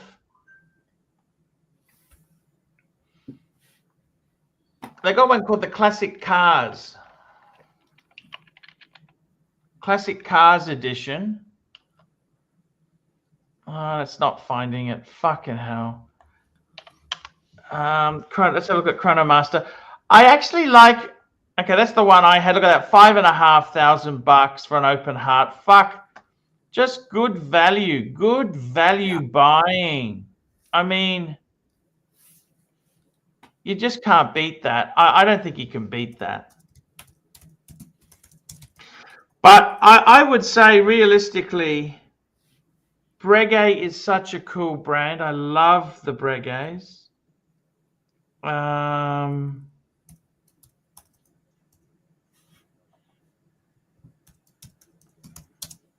There's many really cool watches, you know.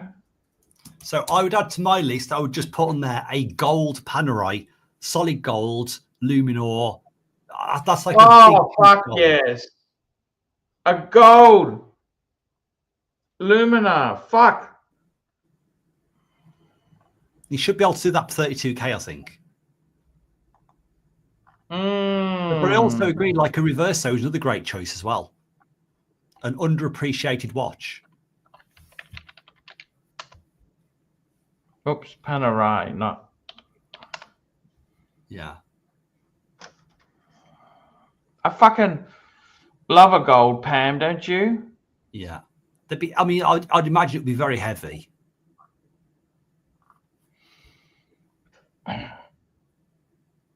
See, these are. Your Breguet is still so much good value, don't you think? Let's have a look here. Let's have a look. It's the point. You can't get a Panerai as cheap as the Breguet. The thing I don't understand is with Breguet itself, Type 21. Look at this, $13,000 for gold Breguet. How could you not love it? Don't you think? Yeah, it's amazing. It's just fucking amazing buying, and the money is just. It's just amazing buying. I honestly, with Breguet, it never ceases to amaze, the bang per buck for such a good watchmaker. You know what I mean? Like, this is such a cool watchmaker.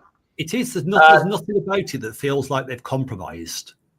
No, no. And Breguet is becoming very trendy. It's becoming very...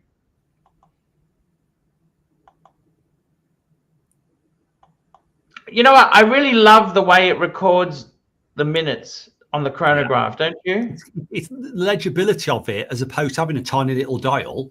The only thing that's kind of pointless on it is the 24-hour hand, because you can't set it independently. It's not really that useful other than knowing whether it's AM, PM, maybe. Well, it is useful so when you're setting the date, but I suppose. But I mean, you could just turn it red until it flicks over, and then you'd know if it was AM, PM. Yeah, that's what I do anyhow. Yeah, I'd prefer if it was an AM, PM indicator, because then it would just be clear what its function was. Well, they could have made it a GMT. Yeah, no, it is absolute. Look, that it's just, look at that, the side angle on the Breguet. I mean, fuck. Yeah, it's just missing the display case back. But I mean, it's gold. It's not like you're skimping on metal, is it? No, not at all. Well, I think in reality with oh, we got a really good idea here. William Gaudrian, €2. Best brand in the world is Rolex. The brand, love the brand. I think it is the best brand if you're measuring it just as a brand and saying, you know, what's most recognizable, most respected. Then I think, yeah, you can't beat a Rolex. No, you can't beat Rolex. Rolex is amazing. You've got to pick it for yourself, really. Yeah, exactly. Everyone, you know, most people buy a C-Class Mercedes, right? Or an E-Class or a BMW 3 Series.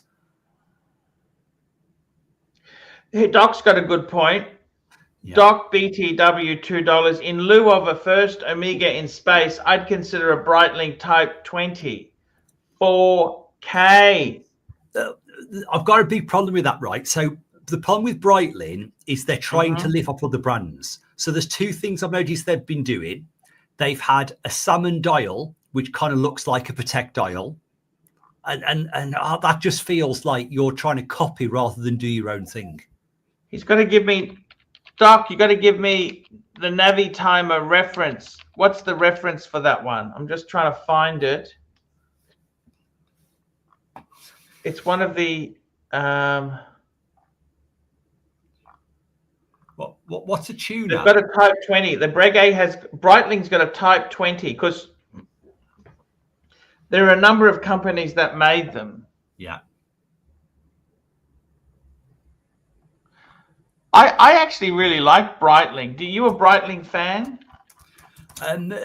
So, again, I'll upset people. Is it a 906? No, I'm just going to find it. So the thing with Breitling, this is what I would say. They make great watches. True Swiss watchmaking, really good quality, really good value, really great designs.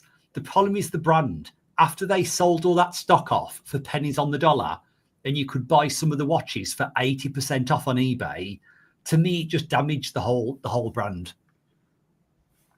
Yeah, I get what you're saying. That's a fair point. I mean, I saw one of those Galactics that was about a £6,500 watch, and it was £2,200 on eBay from a dealer.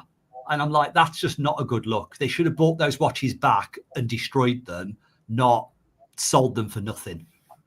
Who knows when the brand might do that again, right? If they're predisposed. I mean, Patek wouldn't do that. Rolex wouldn't do that. Breguet wouldn't do that. No, it cheapens. It cheapens what they've... Oh, here we go. This is it here. This is the one he's talking about, the classic aviator. This is the Breguet type. This is what he's talking about. Look at that. That is meant to look like a Breguet, right? Let's be honest. It's a glad. Would you rather have this than your Breguet? No way in the world. No way. It doesn't matter. Look at the price, right? You can have a proper... Actually, that's Australian dollars. That's £15,000. I mean, if it had coin edge casing, maybe. But it's still a copy of a Breguet, isn't it? Yeah. And who wants a copy? I mean, that's not what I'm buying into. So there's also a salmon dial they do on one of their watches that's meant to look like a Patek, and again, that puts me off. Mac Lobster, $2. Pluto, pull up the Zenith G381. Yeah. Also, when you've done that, I've got another one for you as well to pull up.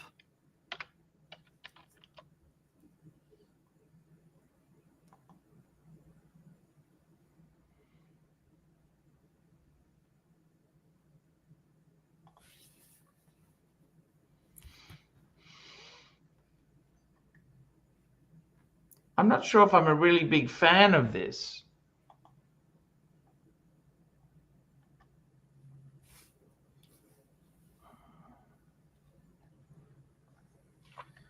I'm not sure. Breitling also, you know, one of the nasty things Breitling did was they did some gold plating. Did you know that? Yeah, but so did Rolex. So I think Rolex called it gold layering because it was slightly thicker. Yeah. Yeah. Have a look for Breitling Premier B25.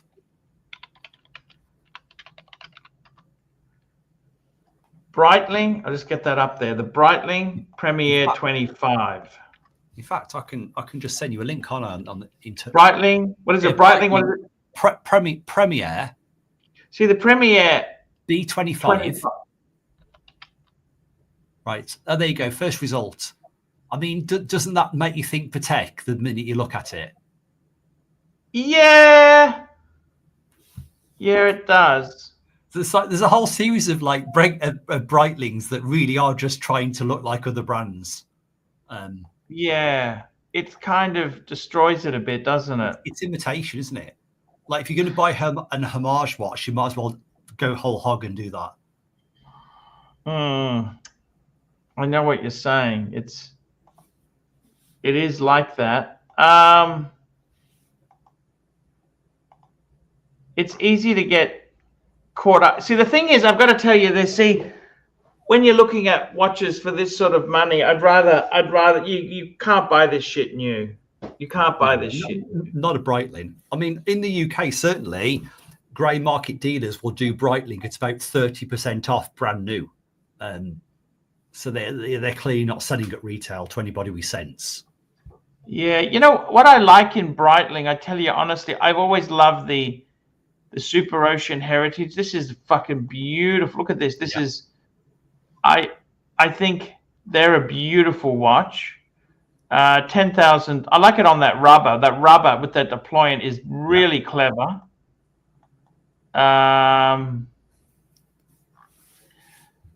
It's and the B01 as well. I think it's got a really cool history to it. I like those, but they're very expensive. They've upped the price in the last few years, and they're a considered purchase. Guys, I'm just going to run a quick commercial here. I'm just going to run a quick commercial. Just please bear with me. Hi, guys. It's Archie Luxury here. Today, guys, I want to share with you a great website that I use to check out watches. That's right, guys. I don't know about you, but I am somebody who wants to keep an eye on prices and see where the market's going. And the best website for this is rustyswatches.com. rustyswatches.com.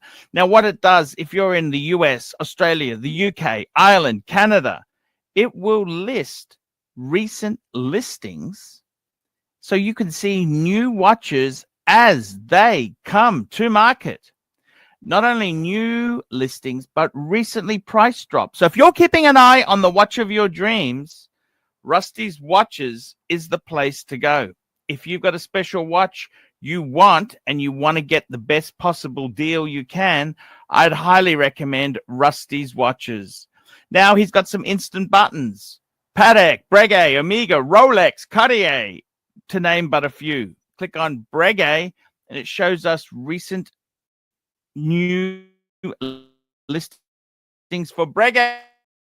Hey, here's one at watch Finder, Watch Finder has, guys, I am doing this advert to deal with my termite problem. That's right, guys. I have a bit of a termite problem. But guys, check out rustyswatches.com. This is the best place to get an idea of the market. Off the market. That's right, guys. Termites confirmed. Yes, this is. Check it out, rustyswatches.com. Check it out, guys. I'm Archie Luxury. Tell me what you guys think of that. Great advert. I got to tell you something. Breitling and Breguet, two brands that I think are really under the radar. They are underappreciated.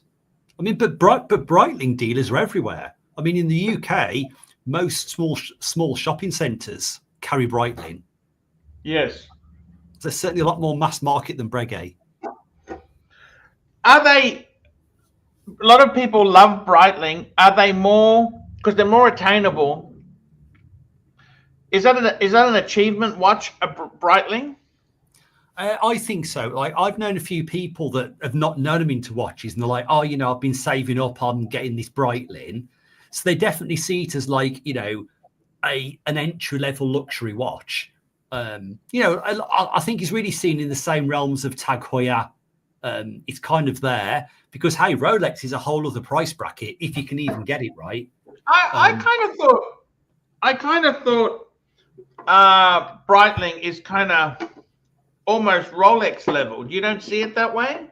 Not price wise. I mean, well, look at the price on the Breitling website about where they. If you think of like the starting price, so Breitling have watches that start at like 2,800, and then obviously go up to tens of thousands. Rolex, you're starting at 6,000. So I think there's a massive different starting point for the brand. Is it people in the UK seem to like Breitling because it's polished metal, isn't it? The shiny metal. They like the shininess, don't they? I think that's part of it. I also think some of their designs have a heritage feel. It's almost like it could be a British brand. It could be going back to like the year of the Spitfire. It plays on that a little bit. I think that's part of it. Whereas like Tag always plays on the whole Formula One side of things. Who has the best boutiques in your opinion? In the UK, the best boutique by far is Bulgari. It's bonkers in a way that you just can't. You know what? I think the best boutiques. We're not talking. I'm just talking like. I'm not talking brands. What's the best brand? But I mean the best looking boutiques. Oh, I think it's IWC and Breitling. To be honest with you.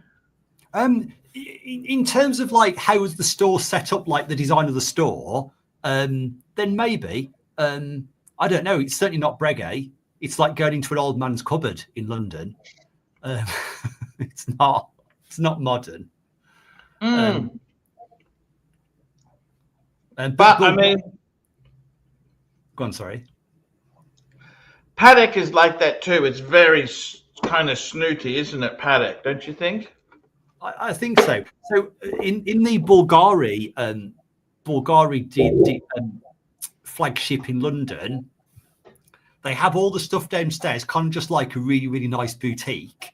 And then on the second floor, there's just a giant, what they call like a chill out room. That must be at least 2 stories tall before you get to the roof. The entire roof is just glass panels, where basically they invite people to just go and relax and chat. That's for Bulgari. It's really excessive. Go on, sorry, say again, Archie. That's for Bulgari. Yeah. They obviously spent incredible amounts of money on that boutique. Way more than I've seen in any Rolex dealership. Rolex is fucking boring. Yeah. Same like JLC's boring. Yeah. You don't like the Breguet has the theme, you know, that vintagey theme. Don't you find that cool? Yeah, well, I think it's very cool. I like the fact we're going to the shop. It's a bit cramped. It's got a bit of a weird smell. It's authentic, right? It's not contrived. Whereas the Rolex dealers are somewhat contrived. What's your view on Brumont? So again, so I really like what they set out to do. I think it was absolutely brilliant. The idea of let's have an English watch brand. Let's make as much stuff in England as we can. Let's have some classic designs. I think what those were their brothers. I think they were brothers. Yeah. What they did was really, really great. And they were heading, and they had that movement, that ENG 300, that was partly UK based. They'd bought some stuff, but it was heading towards having an actual British movement. They then run out of money, and now they're moving to basically being rebranded Swiss stuff, which is really disappointing because the brand could have been something special, but now it's basically just become like all the others. Yeah. So Brumont, they sold it, didn't they? Well, they ran out of money basically, and the investors wouldn't give them any more money. So whether they sold it, but it appears that the brothers aren't really involved in the same way anymore. They've rebranded it. They've got rid of the logo that was brilliant. I mean, the logo was fantastic and replaced it with an awful logo. They've gone down. They've reduced some of the pricing, brought in standard off-the-shelf Swiss movements. It's not good because why buy into the brand now? There's no reason to. I must admit, they had that propeller logo, didn't they? Yeah, that's gone now. I know they got that stupid fucking cross now. Why would you? They were trying to signify that they're changing direction, but consumers liked the direction. They didn't like the price, but they liked the direction of the company. They just couldn't make any money. It's a classic story, right? British innovation, British engineering can't make it at the right price, and it becomes an economic failure.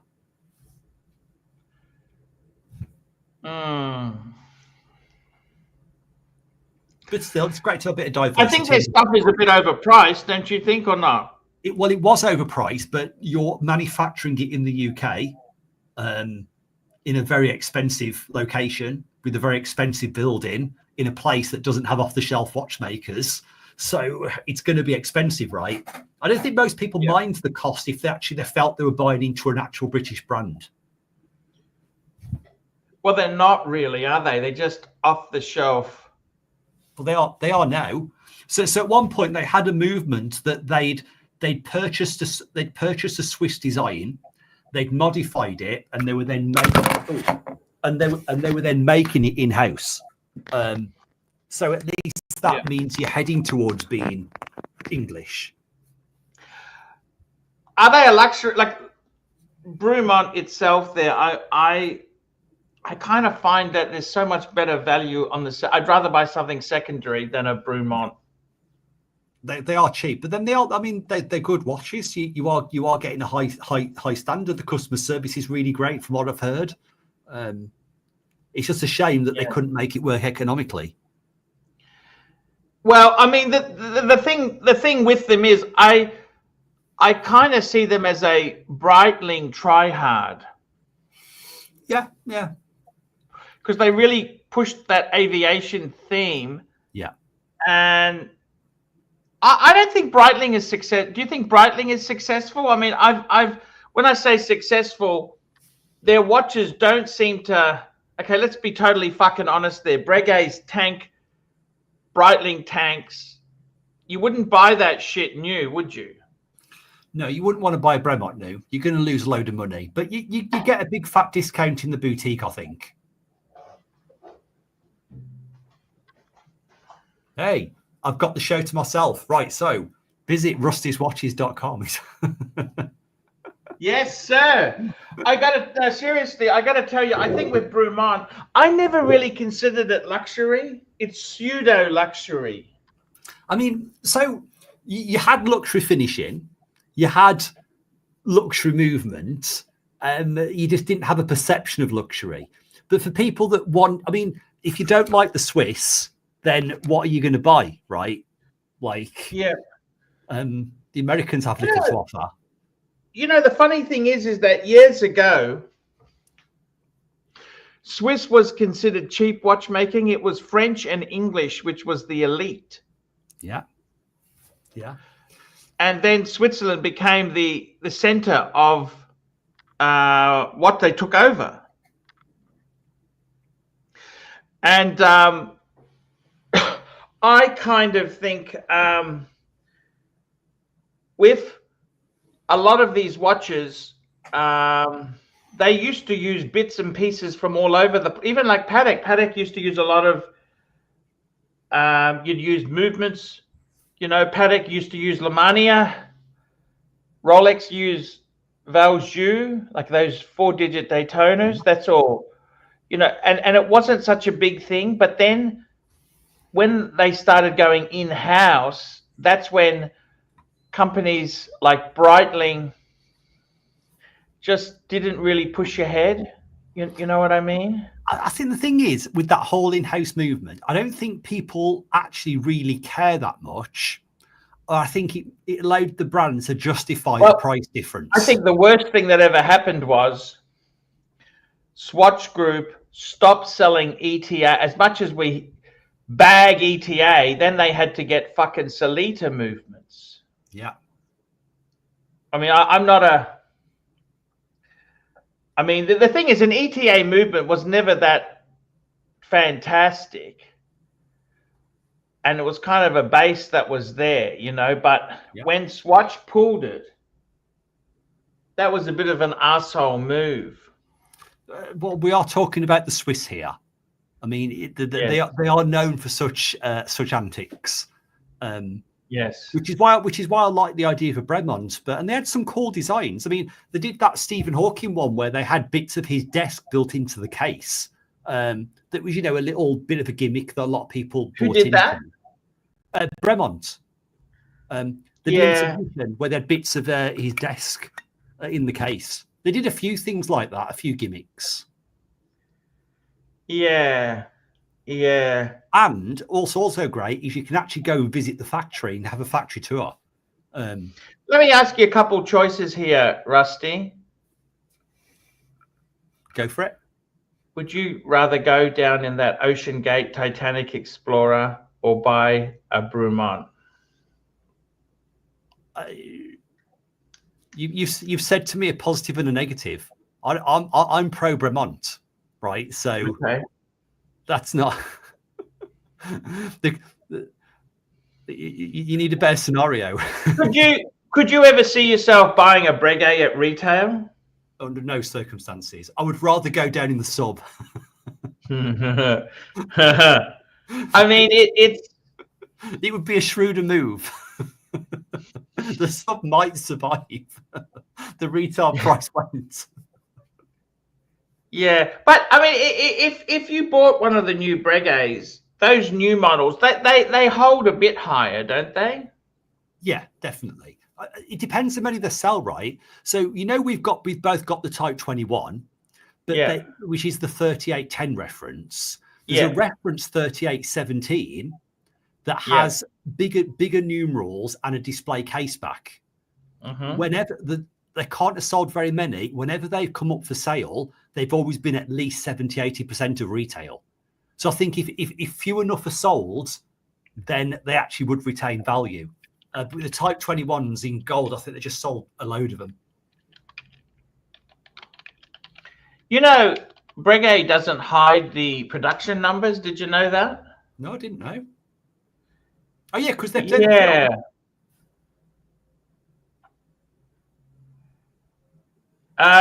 actually tell you how many were made, and it's kind of they don't keep it as a secret. They don't keep it as a secret. It's sort of if you've got the booklet, you know, the book on the Type 20, the blue book that Breguet, it tells you the production numbers in it. You see, and then you got Rolex, and not only do they not tell you, they've scrambled the serials. You don't even know the date. There's just things like that rub me up the wrong way.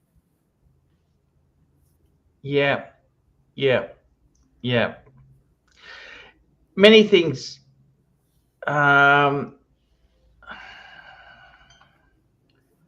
Just finding something just on this here.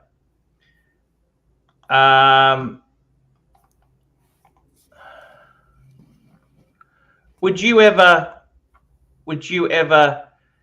get a steel Type 21 to go with your gold one? So I actually came very close to buying a Type 20 many years ago. There was one on eBay, and it had just come back for Breguet service. The price was just right, but for some reason it disappeared off eBay, or I didn't get back to it in time. So I very nearly did, because I thought a gold one was out of my reach. But if you got the gold one, you're always going to want to wear the gold one, right? Yeah, that's what I sort of think. But but on the non-gold one, so the 38, the 3817 in steel, they actually make that in platinum. They made 3 of them in platinum that are absolutely identical, and no one would know if you had it on, right? Yep. Which that's exactly appeals to me anyway. Yeah, no, you're right. CB, $5 just for the record. ETA was forced by authorities to stop selling gradually to the market. What authority stopped them? Do we know? I think they either had to sell them to the public in unlimited numbers, or not offer them. That's what I think that's like the trade practices and things like that. They had to do that. They had, but thank you, CB, for that bit of information there. I think myself, with the watches, I'd really love to have some Breitlings. I'd like a Type 20. So I'd like a Navi timer. I would like a Super Ocean Heritage. I think the top time is really cool as well. If you're into cars and they do all those different versions that are all related to classic cars, that's pretty cool. But you're just going to take a serious bath when you sell it. You know, the Ferrari, remember Ferrari? I don't know if you know, Ferrari was in bed with Gerard Breguet for a long time. They seem to have been in bed with everybody. I mean, there's Panerai Ferraris, right? There's Richard Mille Ferrari. There's like Ferraris everywhere. It seems to be the kiss of death for the watches. I don't know why. Ferrari is such a strong. Ferrari is probably one of the greatest brands of all time. But Ferrari is a technology brand. It's all about pushing speed and performance, and the Swiss watch industry is not about that. It's about slow moving and tradition. And I think there's a clash there. And also, so Breitling, do you remember they did the Bentley watches? Yep. Do you think people who buy Bentleys wear Breitlings? No. That's a good question, actually. I think they don't. Exactly. They would wear a Patek, right? So sometimes you've got to find somebody that's the right price point to match. Okay, look, here's a good synergy then. The Jacob & Co. and the Bugatti, because that's worked for both of them, where you buy the car and you buy the watch. Yeah. Because people who spend $3 million on a car would spend $3 million on a watch. Jaeger-LeCoultre had a tie-in with Aston Martin. I don't know if you're aware of that. No, but it doesn't surprise me. It makes me sad though. You don't like Aston Martin? Hello, Archie. It's just a hey, Terry, how are you, my friend? Good. How are you, sir? Hey, great. You had a haircut. Yeah, I had to get one. It was free though, so I have to pay anything for it. That's how you doing? How you doing? Fantastic. What's new? Talk to us. What's new? Oh, nothing. So I was listening to your broadcast, and I wanted to tell you something about ETA. Okay. Yeah. Now the ATA 2824-2 movement After 2021, ATA discontinued it, so you can no longer get it. You can buy it from a wholesale supplier if you ever need like a replacement movement or whatever, or parts. You can always get those. But ETA after 2021 stopped making the ATA 2824-2 movement in all variants. And because they said it had to do with production volume and all that. One of the biggest buyers of that movement was Breitling, as you know. But as I said, though, and then, of course, Breitling would do their bits and finish the rest of it in-house.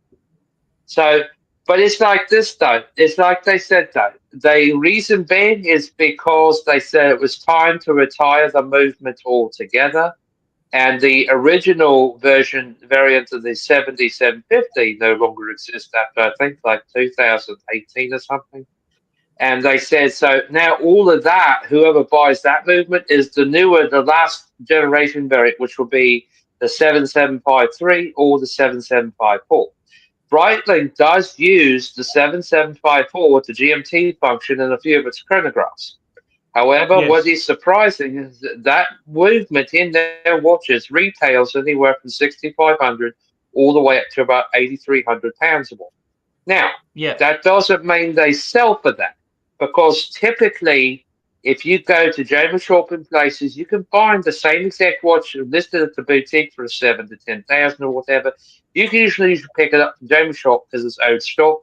It's been sitting in the stock room. They usually sell it for about 3,500 a week. Well, it's a bit, of course, the currency. Now, I know in America it's a little bit cheaper. So, because there was one that came out about 3 years ago. A lot of these people had salvaged their inventory and sold it to Joma Shop. When they sold it to Joma Shop just took it over and associated it with their warranty information and all that, but it still had a warranty and all that, as you know, and the books and papers, of course, because they're all new. But that's what happened, though. Joma Shop would buy the old inventory from these places that didn't sell it, and that's what they do. And then they stock it because they buy it for a fairly lower price. And then they just turn around and sell it online for like £3,000 or dollars or whatever. But it's a brand new watch, of course, you know. And that's the whole thing of it, about the third-party movements. You can pick up, literally, I'm not making this up, you can pick up a Solita SW200, right? It's been tweaked mildly, but not much, to like chronometer specs. You can pick up a Solita SW200 movement today in a diver case, the 300 meters water resistant, screw down crown, all that, and steel or titanium for around $700. And that's the truth. And plus, that also includes a rubber strap. There's a lot of watchmakers out there doing it. Yeah, £700, sometimes less than that. Because at the movement, all these third-party suppliers, including Breitling, they're switching to Solitas and some of their watches that look like chronograph. But here's the thing, though. Some of the movements are in-house, but they are going to Solita movements. And you're right about the Swatch Group thing, if you'll notice. Swatch Group is doing that too. They're still buying ETAs. You know, like Mido and Tissot and brands like that, they buy ETA still, but only in certain models, because the rest of them have actually gone to Solita.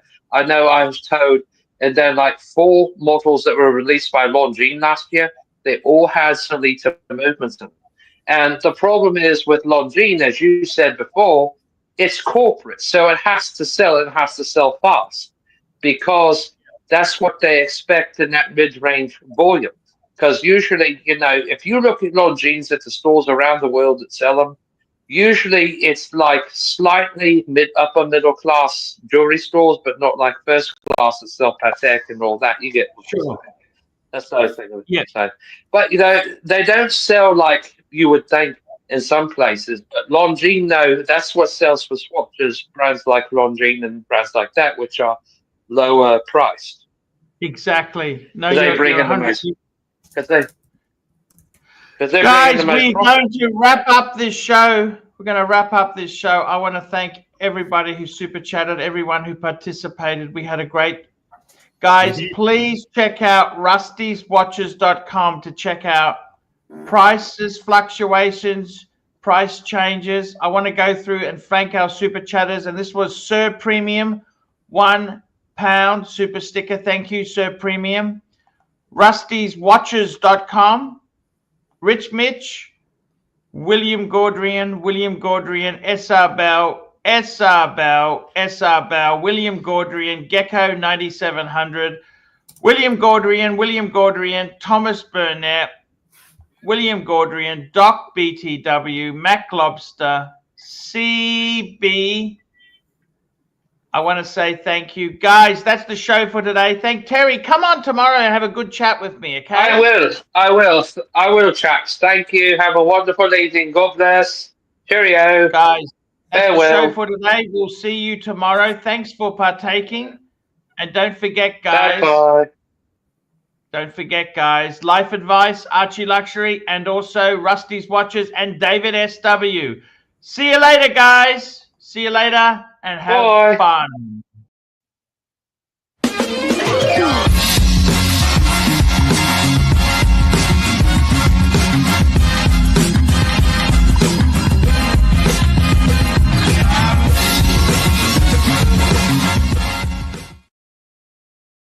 Hi guys, it's Archie Luxury on the Archie Luxury channel. Guys, today I want to plug some of the services that I offer to my audience. Guys, do you need career advice? Do you need relationship advice? Do you need any sort of advice, whether it's relating to wristwatches, your life, your career, your romantic relationship? Guys, I am here to help. That's right, guys. For $50 an hour, I provide consultancy. That's right, guys. I will talk to you and discuss your problems. Guys, $50 an hour. That's right. You might want to ask me about how you should advance your career. You might want to ask me about, should you stay in a relationship? How do you get into a relationship? How to advance your agenda. Guys, I'm here to help you. I'm here to help you.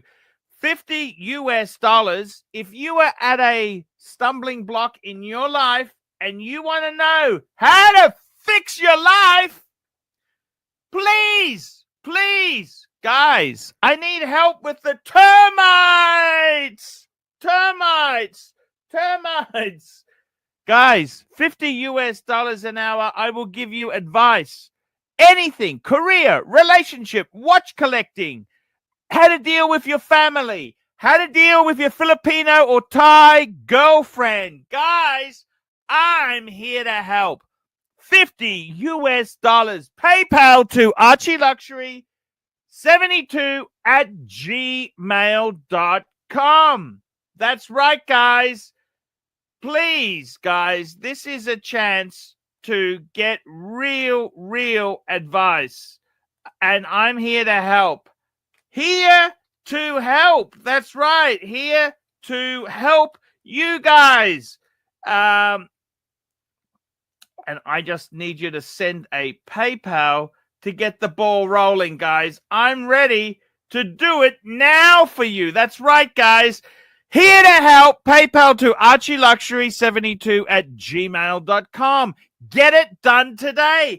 I will ring you and give you the advice that no one will tell you the truth. Guys, I am 53 in October. I have lived life. I've done all the dumb things. I've done some good things. I've done dumb things. Guys, you want to talk to someone with experience? You get Archie Luxury involved. Do it now, fuckers. That's right. Do it now. And guys, if you're looking around at watches, check out rustyswatches.com. See you in the next. Hi, guys. It's Archie Luxury here. Today, guys, I want to share with you a great website that I use to check out watches. That's right, guys. I don't know about you, but I am somebody who wants to keep an eye on prices and see where the market's going. And the best website for this is rustyswatches.com. rustyswatches.com. Now, what it does, if you're in the US, Australia, the UK, Ireland, Canada, it will list recent listings so you can see new watches as they come to market. Not only new listings, but recently price drops. So if you're keeping an eye on the watch of your dreams, Rusty's Watches is the place to go.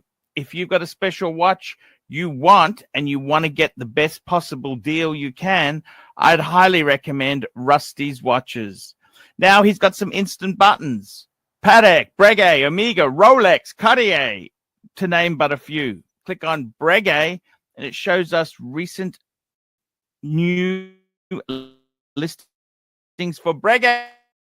Hey, here's one at Watch Finder. Watch Finder has guys, I am doing this advert to deal with my termite problem. That's right, guys. I have a bit of a termite problem. But guys, check out rustyswatches.com. This is the best place to get an idea of the market. Off the market. That's right, guys. Termites confirmed.